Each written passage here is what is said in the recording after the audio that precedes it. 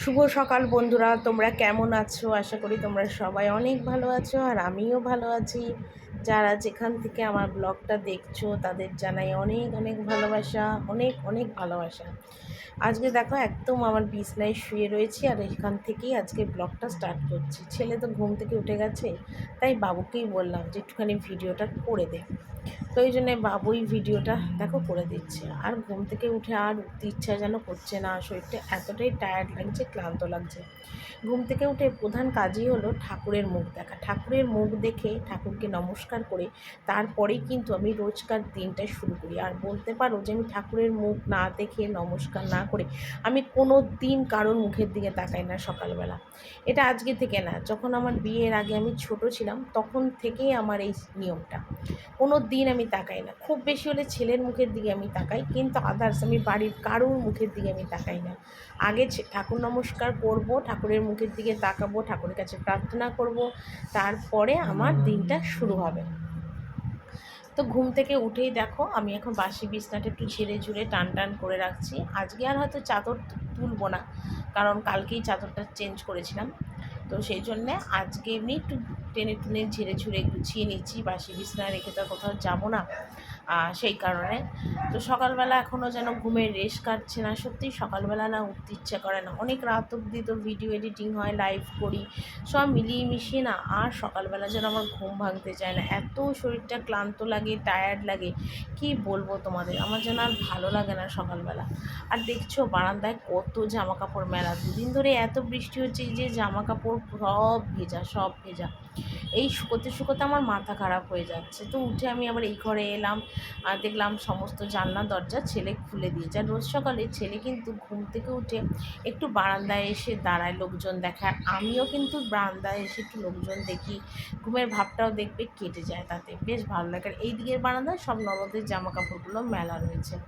তো একটু হালকা হালকা রোদের ভাব উঠেছে, যদি রোদের ভাবে যদি জামা কাপড়গুলো একটু শুকিয়ে যায় বেশ ভালো হয়। তো আমি ভাবলাম চলো আজকে বাইরের রাস্তাঘাটটা তোমাদের কাছে একটু শেয়ার করি, প্রতিদিনই তো একরকমভাবে শেয়ার করি। তো ওগুলো করলাম, করে ওদিকে কিন্তু আমি ফ্রেশ হয়ে চলে এলাম। এসে দেখি ছেলে গাছে টগর ফুল তুলছে। তো ভাবলাম চলো সেটাও তোমাদের কাছে একটু শেয়ার করি। ঠাকুর ঘরের মন্দিরও খোলা হয়ে গেছে, যদিও দূর থেকে তোমরা কিছু দেখতে পাচ্ছ না, তাও তোমাদের কাছে একটু দেখালাম।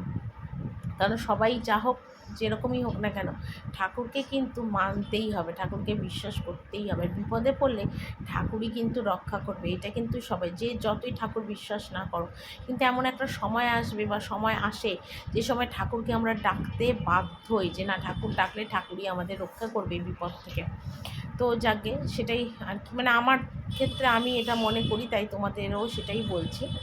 আর এদিকে দেখো উঠে একদম মানে টেবিল ট্যাবিলগুলো একটু মুছে নিচ্ছি। রোজের সকালের কাজ হলো আমার এটাই, টেবিল মোছা। কারণ সারা রাত টেবিল ফাঁকা পড়ে থাকে, সেই জন্য টেবিলটা একটু মুছে টুছে নিচ্ছি। এরপর চা বসাবো, চা খাবো। কারণ উঠেছি তো অনেকক্ষণ, এদিক ওদিকে টুকটাক অনেকগুলো কাজ ছিল, সেগুলো সারলাম, দাঁত মাজলাম, ফ্রেশ হলাম। এইসব করতে করতে সত্যি আধ ঘন্টা 1.5 ঘন্টা মতন টাইম চলে যায়। তো এখন এটা করব, করে নিয়ে তারপর আমি যাব মানে চা বসাবো। আর এদিকে দেখো তোমাদের দাদাভাই মুদিখানা থেকে সব জিনিস নিয়েছে। ময়দা এনেছে প্রায় 3 কিলোর মতন, চানা মশলা, তড়কা মশলা, গরম মশলা, কাশ্মীরি লঙ্কার গুঁড়ো, কিষানের টমেটো সস, শাশুড়ি মুড়ি খায় মুড়ি, তারপর দেখো এখানে 3 প্যাকেট সয়াবিন, সার, এগুলো সমস্ত মুদিখানা থেকে সকালবেলা নিয়ে এলো। তো ভাবলাম চলো একটু দেখিয়ে দিই তোমাদের। তো রান্না এখন আমার কমপ্লিট হয়নি, ভাত বসি মানে ভাতটা সবাই উঠ দিলাম, ডাল সিদ্ধটা বসালাম, মুসুরি ডাল সিদ্ধ, আর হবে মটর ডালের বড়া, ঠিক আছে। তো সেই মটর ডালের বড়াটা ভাজবো বলে রেডি করেছি। আর তার আগে তো দেখো বাসন টাসন সব মাজা কমপ্লিট, কিন্তু বাসন আমার এখনও গুছানো হয়নি। এক ঝুড়ি বাসন, কারণ কাল রাত্রিবেলার বাসন মাজতে পারিনি, তার জন্য এত বাসন জমেছে।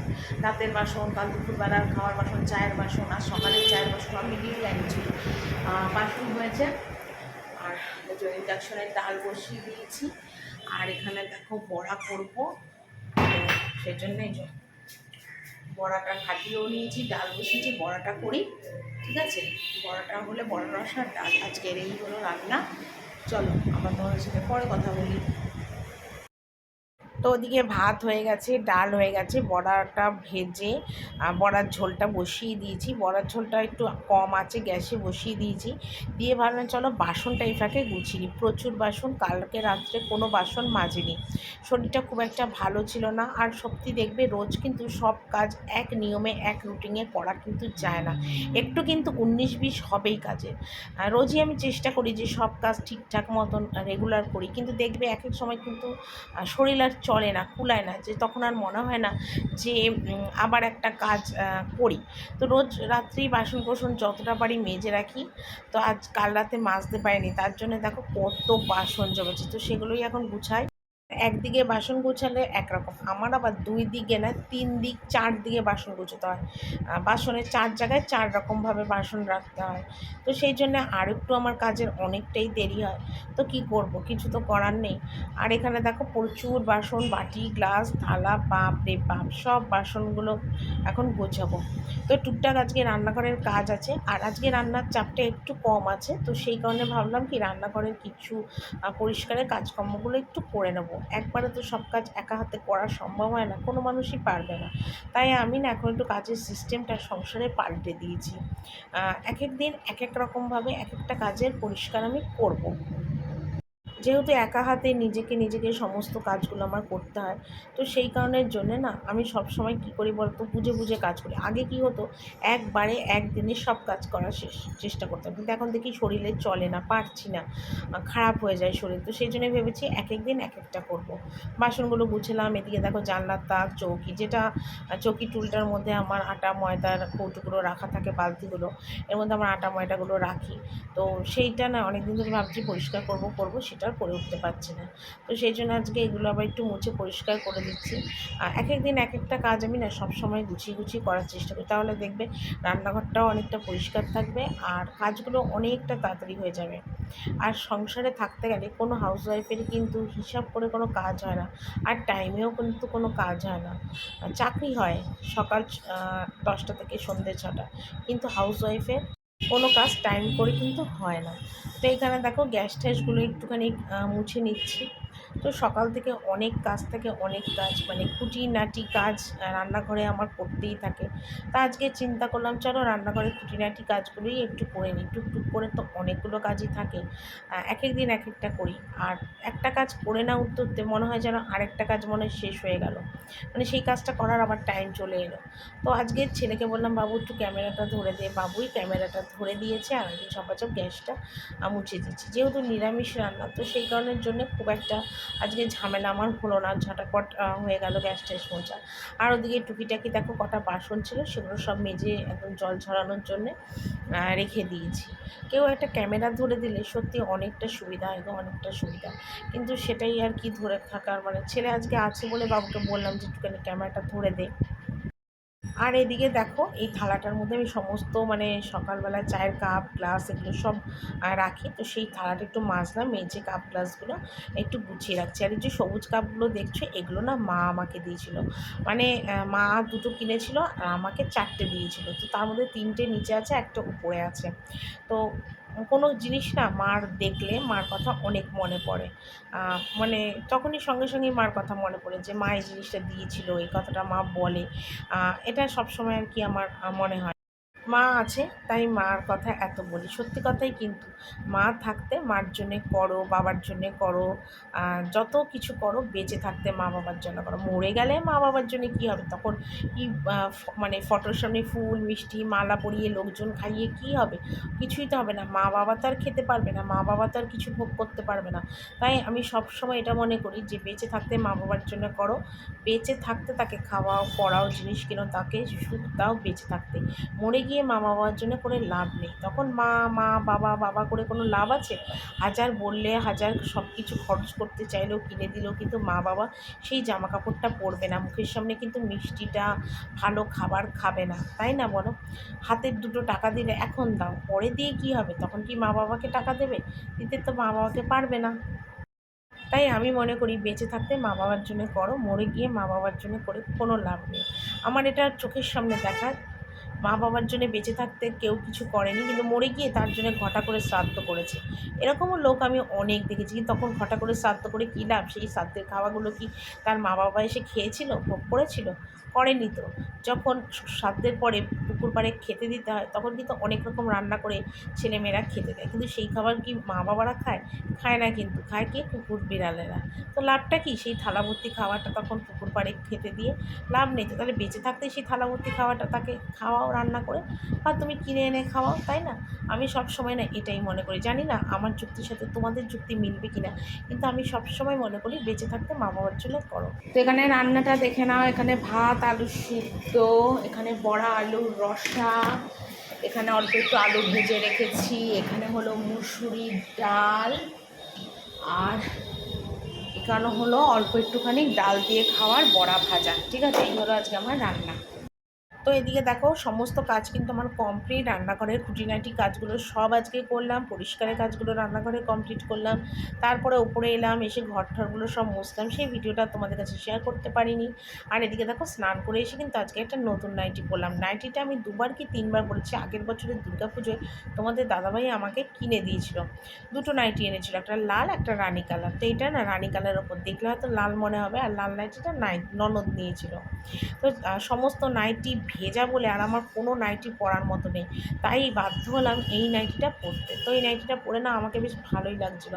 আয়নার সামনে দেখলাম, কোনো জিনিস যদি নতুন পরি না, সত্যি সব মানুষকেই মনে হয় কোনো নতুন জামা কাপড় পরলে সত্যি তার না মানে গেটআপটাই চেঞ্জ হয়ে যায়, মানে তার চেহারাটাই অন্যরকম লাগে। সাজতে গুজলে দেখবে মানুষকে একটু অন্যরকম লাগে, আর যখন যারা সাজে না গুজে না পাগলের মতন থাকে, তাদের দেখবে চেহারাটা আবার অন্যরকম লাগে। সত্যি নাইটিটা পরে না আমাকে একটু অন্যরকম লাগছিলো, ভালো লাগছিলো। আর আমি না সবসময় ভাবি যে একটু নতুন নতুন পরবো, ভালো পরবো, কিন্তু পরি না। মানে হয়তো কিপটিমি বলো, বা ভাবি ছিঁড়ে গেলে, নষ্ট হয়ে গেলে কবে কিনবো, কিনতে পারবো কি না, পয়সা থাকবে না, এইসব চিন্তা করে না অনেক সময় নতুন জামা কাপড় না পরি না, রেখে দিই। তা আজকে না লাল নাইটিটা পরে আমার হেভি লাগছিলো, মনটাও ভালো লাগছিলো, ইস নতুন একটা নাইটি পরে ভিডিও করছি। তো দেখো, চান করে চলে এলাম, চুল টুল কিছুই এখন আসেনি। তার আগে আগে জামা কাপড়গুলো তুলছি। যেগুলো শুকিয়ে গেছে সেগুলো সব তুললাম, আর যেগুলো ভেজা আছে সেগুলো উলট পালট করে দিলাম। 3-4 দিন ধরে এইভাবে উলট পালট করে করে জামা কাপড় শুকোচ্ছে। মানে কি বলবো আর তোমাদের, একটা জামা কাপড় ঠিকঠাক মতো শুকোচ্ছে না। নাইটিগুলো যাও 2 দিনে শুকোলো, ছেলের প্যান্টগুলো, গেঞ্জিগুলো একটাও শুকোচ্ছে না, সব ভেজা, সব ভেজা। কি বলবো আর তোমাদের, মানে ওলট পালট করে এদিক থেকে ওদিক করছে, ওদিক থেকে এদিক করছে, এইভাবে জামা কাপড়গুলো সমস্ত শুকোচ্ছে, মানে শুকোতে হচ্ছে। কি করব, কিচ্ছু করার নেই। আর আমার বারান্দার সামনেটায় মেনলি একটা সুবিধা, বাইরের হাওয়াটা লাগে, তখন জামা কাপড়গুলো তাড়াতাড়ি করে শুকিয়ে যায়। তো এখানে দেখো, গামছাটা একটু মেলে দিলাম। রোজকার গামছা না রোজ আমি কেচে দিই, কারণ গামছাটা না রান্নাঘরে আমি হাত মুছি, তো সেই জন্য কেচে দিই।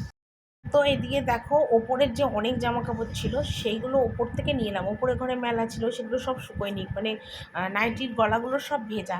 তো ওপরে ঘরে থাকলে আরও শুকোবে না, তো ভাবলাম বারান্দাটা যখন এখানে ফাঁকা হয়ে গেছে, তাহলে ওপর থেকে নিয়ে আসি। তো ঝট করে ওপরে গেলাম, গিয়ে ওপর থেকে নাইটিগুলো এনে দেখো সবই দড়ি দিয়ে মেলে দিচ্ছি। এগুলো আবার কালকে শুকিয়ে যাবে, যে যা একটুখানি ভিজা আছে। এগুলো সব আমার গা মোছার নাইটি, কারণ আমি না কোনো সময় গামছা টাওয়েল ইউজ করি না গা মোছার জন্য। আমার যত ছেঁড়া পুরোনো নাইটি যেগুলো আর পরি না, ইউজ করি না, সেই নাইটিগুলো দিয়েই কিন্তু সবসময় আমি গা মুছি। বেশ গা মোছাটা কিন্তু বেশ ভালো হয়। তো সেগুলো উপর থেকে নিয়ে এলাম, নিয়ে এখন মুছছি। আর ওদিকে ছেলেকে একটু টিফিনে খেতে দিলাম আজকে চিড়ে ভাজা। আজকে আর দুধ কেলক্স ছেলেকে কিছুই খেতে দিইনি। আর আমি কিন্তু এখনও ভাত খেতে যাইনি, ভাত খেতে আর কি যাব। তো ভাত খেতে যাওয়ার আগেই ছেলেকে একটু চিড়ে ভাজা খেতে দাও, ছেলে বললো একটু খিদে পেয়েছে, খেতে দাও, তাই দিয়ে দিলাম। তো খেয়ে দিয়ে আজকে সোজা এলাম ছাদে। তোমাদের দাদাভাই রোজই বলে ছাদে একটু গাছগুলোতে জল দিও, গাছগুলোতে জল দিও। যদিও আজকে রোদ উঠেছে, তো সেই জন্য গাছগুলোতে জল দিচ্ছি, কারণ ছাদের মধ্যে থাকে রোদে না গাছের মাটিগুলো একদম শুকিয়ে যায়। সেই জন্য ছাদের গাছগুলোতে একটু, মানে এগুলো তুলসী গাছ, 4-5টা তুলসী গাছ তোমাদের দাদাভাই বসিয়েছে। তো সেই জন্য গাছগুলোতে একটু ভালো করে জল দিচ্ছি। হালকা হালকা একটু রোদের আবহাওয়া আছে ছাদে, তো একটু ভালো করে জল দিয়ে দিচ্ছি ছাদের গাছগুলোতে, যাতে গাছগুলো ভালো থাকে, সেই কারণের জন্যে। তো আর গাছ আমি খুবই ভালোবাসি, কিন্তু ওই যে বললাম সময়ের অভাবে, টাইমের অভাবে আমি কিন্তু গাছ লাগাতে পারি না। নয়তো যদি সময় থাকতো না, সত্যি আর সবার মতন আমি গাছও লাগাতাম বাড়িতে। আমাদের ছাদে যতটা জায়গা আছে না, সত্যি গাছ টাছ লাগালে না অনেক ভালো হতো গো, সত্যি অনেকটা ভালো হতো। কিন্তু ওই যে বললাম টাইমের অভাব, সংসারে কাজকর্ম করতে করতেই মনে হয় যেন অনেক কাজ করতে পারি না, কম পড়ে যায়। আবার গাছের কি যত্ন করব, সেই কারণের জন্য না সত্যি করতে পারি না। কিন্তু আমি না ফুল গাছ ভীষণ ভালোবাসি। মানে ফুল গাছ মধ্যে গোলাপ গাছ, দোপাটি গাছ, তারপর জিনিয়া গাছ, জবা গাছ, এই ফুলের গাছ মানে যে কোনো ফুলের গাছ আমি ভীষণ ভালো লাগে আমার। আমার খুব ইচ্ছা মানে হয় যে একটুখানি করব, কিন্তু ওই যে বললাম টাইমের অভাব। মানে শুধু গাছ লাগিয়ে এনে বসিয়ে দিলাম তাহলে তো হবে না, সেই গাছগুলোকে পরিচর্যা করতে হবে, যত্ন করতে হবে, তবে তো সেই গাছগুলো বাঁচবে না।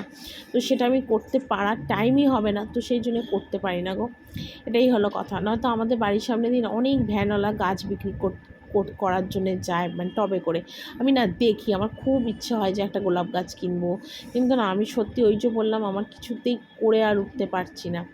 তো ওই চোখগুলো সমস্ত গাছগুলোতে দেখো তুলসী গাছগুলোয় জল দিলাম, দিয়ে এখন দেখো নিচে এলাম, আর এসে অনেক জামা কাপড় ছিল সেগুলো এখন সব ভাঁজ করলাম, যেগুলো সব শুকিয়ে গেল তুলেছিলাম। তো ভাবলাম চলো সেগুলোকেই এখন একটু তুলে নিই। তো ছেলের যে কটা প্যান্ট জামা শুকিয়েছে সেগুলো তো সমস্ত ভাঁজ করব, আর বাকিগুলো শুকোয়নি সেগুলো সব আবার গুছিয়ে রেখে মানে ওলট পালট করে মেললাম। আর এখানে দেখো জামা কাপড়গুলো এখানে ভালো করে সুন্দর করে গুছিয়ে একদম রাখছি। আর এই জামা কাপড় ভাঁজ করাগুলোও কিন্তু একটা সত্যি বিশাল বড় কাজ আমার মনে হয়। তো এখানে জামা কাপড়গুলো সব টুকটাক গুছোচ্ছি, তারপর অনেক জামা কাপড়ে না এদিক ওদিকও মানে লণ্ডভণ্ড হয়েও রয়েছে, সেগুলোকেও আজকে সুন্দরভাবে গুছিয়ে নিচ্ছি। আর ছেলে ওদিকে বসে বসে টিভি দেখছে, গেম খেলছে। তো জামা কাপড়গুলো গোছানোর পরে আবার ছেলেকে একটু পড়তে বসাবো রোজকার মতো। না পড়তে বসালে আর নিজেও পড়তে আর চাইবে না, তো সেই জন্য একটু পড়তেও বসাবো। তো তার আগে ভাবলাম চলো জামা কাপড়গুলো ভাঁজ করি, কারণ এরপরে আবার সন্ধে হলে চা টা করার ব্যাপার থাকবে, আর তখন আর জামা কাপড় ভাঁজ করা হবে না, আর দেখতেও বাজে লাগে ঘরের মধ্যে এরকম জামা কাপড়। তো সেই জন্য এগুলো সমস্ত দেখো সুন্দর করে একদম গুছিয়ে একদম আমার ড্রেসিং টেবিলের এই সেলফটার মানে বেশ ড্রেসিং টেবিলের বক্সটার মধ্যে না আমি সমস্ত আমার বাড়ি পড়ার নাইটিগুলো গুছিয়ে রাখি। অনেকটা জায়গা মানে আমার যত বাড়ি পড়ার নাইটি আছে সব আমি এখানে গুছিয়ে রাখি, সুন্দরভাবে ভালোও থাকে, গোছানোটাও দেখতে ভালো হয়। তো এই এলাম সন্ধেবেলায় নিচে চা করতে আসার সময় একটা পেপার নিয়ে এলাম। তো 2-3 দিন ধরেই ভাবছিলাম যে সেলফের ওপরের পেপারটা চেঞ্জ করবো, তেলের শিশিগুলো রাখতে রাখতে মানে একদম তেল তেল হয়ে গেছে, পেপারটা বিচ্ছিরি লাগছে। তো সেই জন্যই পেপারটা একটু চেঞ্জ করে দিচ্ছি। আর নিচের যে সেলফগুলো আছে মানে বাটি গ্লাস রাখার, সেই সেলফগুলো সব পরিষ্কার আছে, শুধু এই সেলফটাই একটু নোংরা হয়েছে। বললাম না তেলের শিশিগুলো রাখি সরষের তেল সাদা তেলে, সেই কারণে। তো সেই জন্যে সেলফটা এখানে পাল্টে দিচ্ছি, কাগজটা পাল্টে দিচ্ছি। আর এরপর চা করব, করে ওপরে যাব। তোমাদের দাদাভাই এখনও আসেনি, এলে ওকে খেতে টেতে দেবো, এটাই আর কি। তো চলো বন্ধুরা, আজকের ভিডিওটা এখানেই শেষ করছি, কালকে একটা সুন্দর আর নতুন ব্লগ নিয়ে চলে আসবো। টাটা।